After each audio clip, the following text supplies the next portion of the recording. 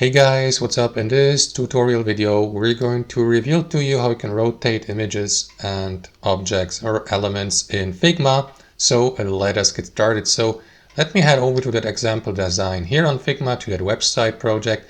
And you can rotate basically any object you like, guys. Let me go for the sake of this tutorial with that star shape here. So basically what you need to do, guys, is make sure that the move tool here at the bottom is selected. You may do it by clicking on that arrow down icon and by selecting move, or by using the shortcut V. And after that, simply hover your mouse over one of the corners of the given element. In this case here, this shape.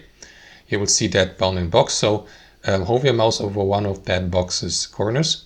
Left click, hold your left mouse, and after that simply move your mouse to the left or to the right to rotate your object. You can do that as well with any other object, like for example with that image here as previously mentioned. Hover your mouse over one of its corners. And after that, simply left click, hold your left mouse and move your mouse to find your custom rotation. That's one way, guys. You may also adjust the rotation in numbers here to the to the right on that customization panel here to the right. So simply left click into the given element.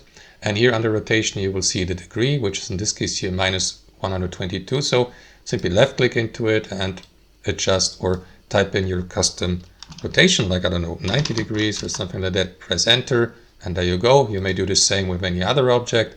Left click into rotation here and that's basically it. Or you may click into that button to the right, rotate 90 degree right.